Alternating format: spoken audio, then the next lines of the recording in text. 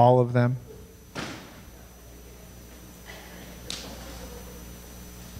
Thanks. All right, guys.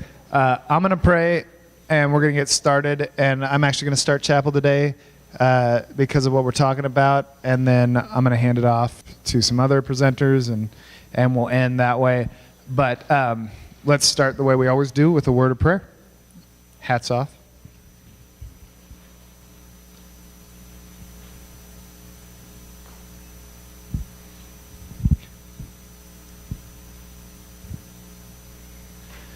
Dear Lord, we just thank you for this day. We thank you for all the ways that you bless us, and thank you for the sunshine, the good friends, the teachers, the students, the staff, the administration.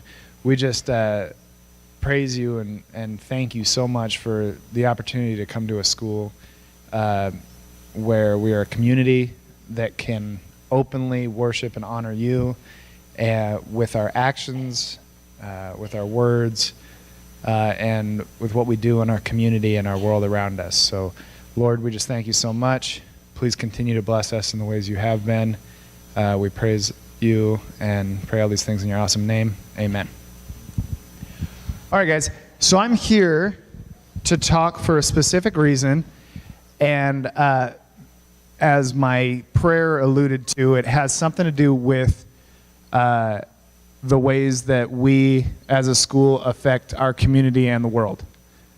So one way that BCS Junior High specifically makes an impact globally is through our work and our commitment to the Rafiki Foundation. All right, the Rafiki Foundation is a charity organization in Africa that plants small communities around Africa that houses orphans. All right, you know, we had that chapel about sponsoring a child. It's kind of like that, but we already made the commitment. All right, we made the commitment actually 10 years ago. We made the commitment to these two. All right, that's Derek and Diana. Derek and Diana have been our kind of service project as a junior high for the last 10 years, right? Ms. Stefan, who actually used to be the student council teacher here, and now she works with the international student program, she went down, or might have been another teacher, but went down to visit the Rafiki Foundation and kind of check it out. And when that person was down there and decided we really wanted to get involved as a school with this foundation, it just so happened that on that day that we got back and made the commitment we want to help out, the twins, Derek and Diana, were dropped off at the front gate.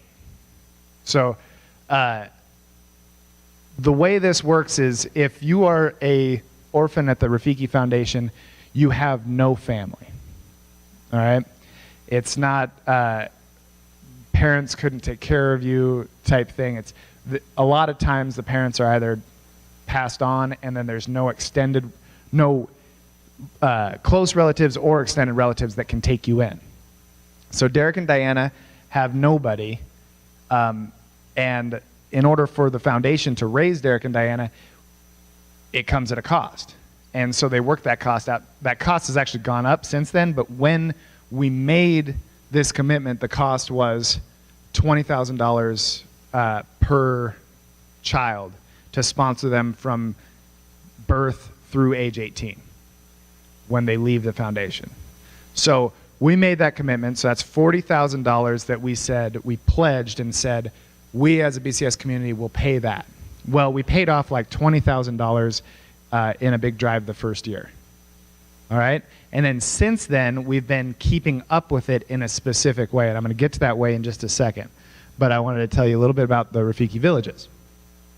So this is not the Rafiki village. This would be like a common village from where the local villages around where the Rafiki Foundation is, where Derek and Diana stay. As you can see, most of the houses, this would be a nice house because you can see it has a tin roof. Other roofs are straw, and made of clay or stick. They're huts, and they're, they're very rural. They're out there. It's not very safe from elements nor from anybody who wants to come and take whatever they want. All right?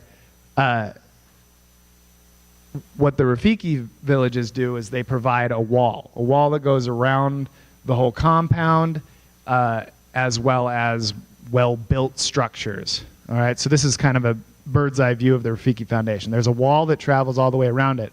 And inside there, we have dorms, or they're like apartments, but they're small. There's school buildings. There is a medical facility. It was founded by some doctors that were going over there and doing missions work over there, and they decided, how can we make the best impact? Well, if you send supplies, sometimes it always doesn't get to where it needs to go, so they found a specific need and said, okay, we're going to start these foundations, house these orphans, we're going to give them an education, we're going to give them medical care, we're going to give them a family. So there's also moms that go into the Rafiki Foundation, into the compound, and live there. And their job is basically to be a mom. They make sure the kids are fed, they make sure the kids get to school. If they need medical attention, they make sure the kids get medical attention. Some of them have small families of their own, so then these orphans have not just a mom, they have brothers and sisters that they can also live with. This would be like an inside of one of the facilities at the Rafiki Foundation. As you can see, housed a little bit better. They all have, clothes. You can see some of them are relief clothes, like Gatorade things and things that we send over. These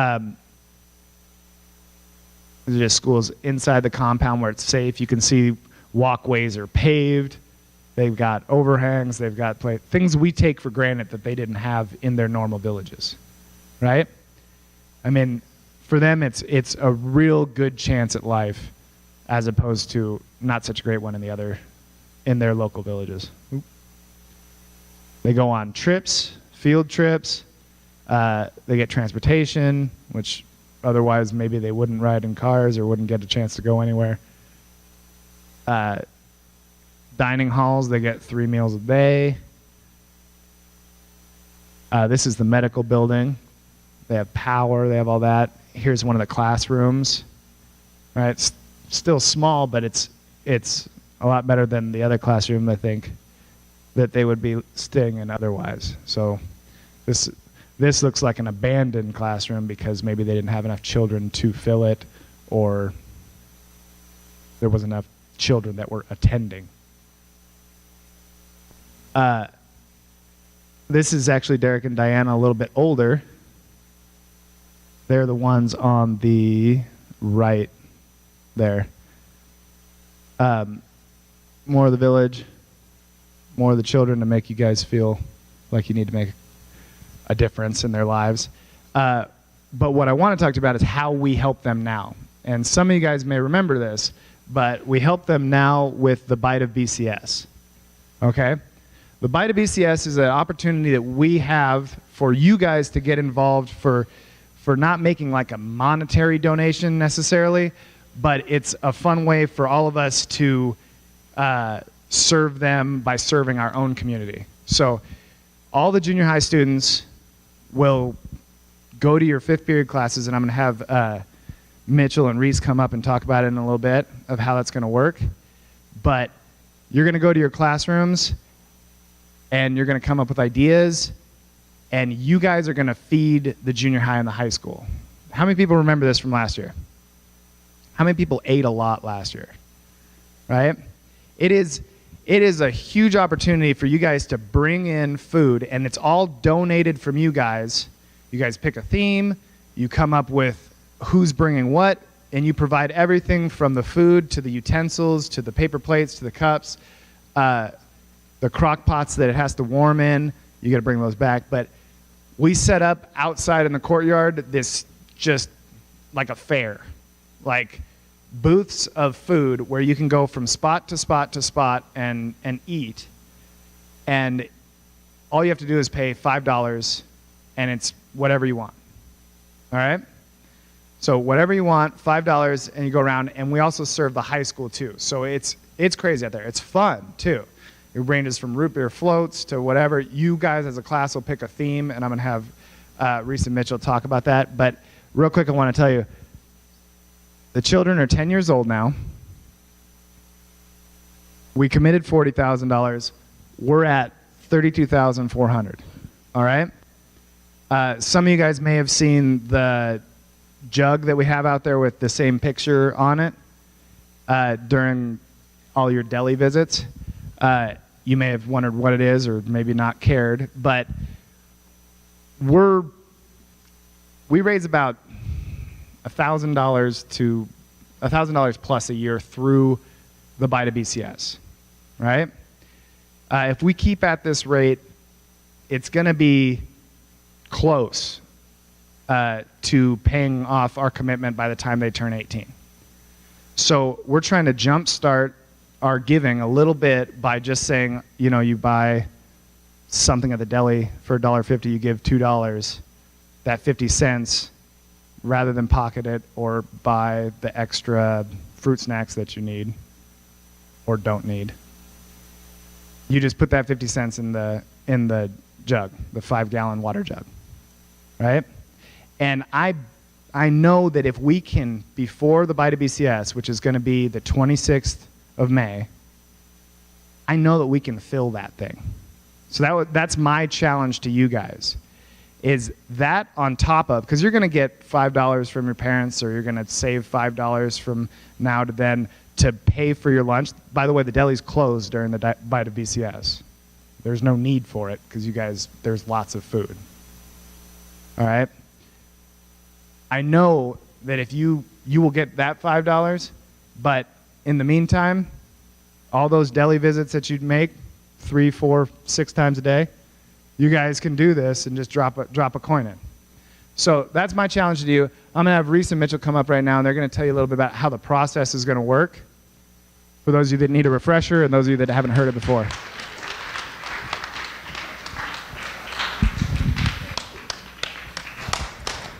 All right, woo.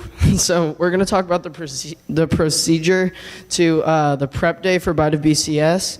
So on this day, it's this Thursday, and so during long clubs, you will go to your 5th period class. And when you're at your 5th period class, a student council member will come into your room, and they will help you pick a theme for the Buy to BCS. So you're gonna pick you're gonna pick 3 themes that you'll have, and so then when you have your number 1, the student council member will run to Mr. Nelson and try to get it approved. If it's an available theme, you'll be able to do it. If it's not, you'll go with your 2nd or 3rd choice. And then so after that happens, your student council member is gonna head back to your 5th period class, and you guys are going to decide who's going to bring what. And so during that, you're going to want to make sure that you bring all the ingredients. And if you guys have any further questions about the smaller details about how much to bring and stuff like that, we'll talk about that on Thursday. But it's important to make sure that you guys are here on Thursday so you know what you're doing. And we're gonna make this the best we can make it and earn as much as we can. And then also, we need to make sure that we have extension cords and all the smaller things, so we make sure that it happens so it's easy to get the food to people. Yeah. Awesome. Thank you. So I'm going to go over the rest of the process with you, and then we'll get to announcements and birthdays and so on. But first of all, this is a really neat thing in that it is done by the junior high, but it has a campus-wide impact. And I've been doing this since the beginning, since we first started doing it. And it's one of the things that's really neat to see is when, and we're going to be on the high school schedule on the 26th, because the high school, has 300 some people, and we want as many of them to support this as possible. And one of the things that's really neat is when we finally get going, and you just see this huge line of people stretched all the way across the courtyard waiting to pay their $5 to get the food that's made at the bite. And all of that money goes to Derek and Diana. So one of the neat things when you give to a charity sometimes, it's like, where's it going? All this money goes right to Derek and Diana, and it adds to that $32,000 total. It's pretty neat that we have that kind of reach and that kind of opportunity. One thing about this, a couple things. When we talk about theme, this doesn't necessarily just mean like what ethnicity are we talking about, like Mexican or Italian. One of the things that we're trying to do, and the reason why we have the student council monitor this, because we want a variety. All right, so we don't want people to show up at the BCS and go, so it's Mexican and candy. All right, we want a variety of booths. So if one is taken, have another choice. This can also be, like food you'd eat at a baseball game or barbecue style, something like that. It doesn't necessarily have to come from a specific country. All right, or you can imitate a restaurant and style. This is a big one right here. Everyone knows what they're bringing. Here's the beauty of the Bite of BCS. It is a huge service. It has a impact. impact. It also has many, many, many moving parts. Right? So for example, if you show up on the day that the Bite of BCS goes off and you don't have your stuff, that hurts everybody. Right? So it's really important to know what it is that you're bringing. That may be food, it may be napkins, it may be cups, it may be something that you consider, oh, it's not that big of a deal, but it makes the whole process work. All right? And also it's important to understand, this is a way that you're serving. By you going out and buying, and I've had 2 daughters go through the junior high, so I have, as a parent, bought things for the Bite of BCS. This is a way that you serve. You may just go, okay, I'm bringing straws. I mean, there's nothing particularly exciting about going and buying a ton of straws. But if that's what it takes to make your group's booth work and make money that we give to Derek and Diana, then that's an important service. God works through straws, all right? So it's important to make it happen. All right. So then on the 19th, I'm going to have a reminder day. So at the beginning of club time, you're going to report to the NPR. Mr. Nelson, all right, will remind you, because the bite will be coming up the next week, here's the process, here's where we are, here's what's happening, and so on. So it's really important to pay attention to what he talks about that day. We're going to review the plan for the actual Bite of BCS for the 26th, which I'll get to shortly. You're going to report to the NPR. Everybody will hear the same information, and this will all be communicated to you, teachers as well, in the days to come. Then you're going to go to your 5th period class to meet for a while and go, okay, status check, how are we doing? All right, so I'm just going to use the front row here to say they were a class, all right? So if Ray said, all right, I signed up to bring, let's say they're doing Italian, he says, I signed up to bring meatballs, all right? Ray, have you got your meatballs yet? Okay, I mean, that's a yes or no question. It's like, well, kind of. I'm going, nope, you either have them or you don't. All right, then we go, AJ, you said you're bringing the crock pot that the meatballs are going to cook in. Do you have the crock pot? That's a yes or no question. We go, Eric, you're bringing the marinara sauce that the meatballs are going to cook in. Have you brought the marinara sauce yet? All right, and then we go, Harry, you're bringing straws. All right, have you bought the straws yet? Right, because what'll happen is, and we're also going to inform your parents about this, but what happens is, again, you can say, I'll bring that, but then you actually have to go get it. Right? Because we don't want to show up to the Bite of BCS, and most booths don't really have much, or all we have is straws. And then, in which case, we haven't helped anybody. So the follow-through on this is really important, and the purpose of the 19th is to be able to make sure that everybody is on pace to what they're doing, and then you'll go to clubs. All right? The actual day of the Bite, we're going to be on the high school schedule. What does that mean for you? It just means lunch gets pushed back. The high school Friday schedule is on that day, because we don't have school the Friday, is a 2-4-6 day. So we're just going to go straight through. You're going to get out of 6th period a little early to prepare so that when high school lunch starts, we're ready. All right, and I'm going to promote this in high school chapel, so they'll know to bring $5. They'll know that it's coming, and past junior high students who are in high school now know what this is. So when they're ready to go, we'll say, hey, bring your $5, spend it at the Bide BCS for a good cause, get a good meal, and then off we go. All right, so we're going to make sure everybody is ready to go by the time that comes out. So we'll leave sixth period a half hour early. And then after it's over, and this is one of my favorite parts of the Bide BCS, because it's so important that we leave no evidence that we were here. And so after it's over, I and the high school are going to be here doing high school chapel, and you guys are going to make sure to clean up and then go to clubs, because it's really cool. Every year, it's astonishing. I'll come late in the school day, and I'll look out there, and it's like you would never know that an hour ago this place was packed with hundreds of people, and we're selling food and doing our thing. Because then but there's nothing left. All right, so that's our goal every year, is to make sure that we're good stewards of the campus, and we leave no evidence that we were here. So that's the big plan. We'll review this as we go and so on. But I want you to, 7th graders, I want you to get a sense. You're going to be a part of something really neat here that has a huge influence. 8th graders, if you were here last year, you need to be leaders in your group, because you know how it works. You've been here before. So we need that kind of leadership. Okay? All right, let's do a few announcements. We're going to finish with some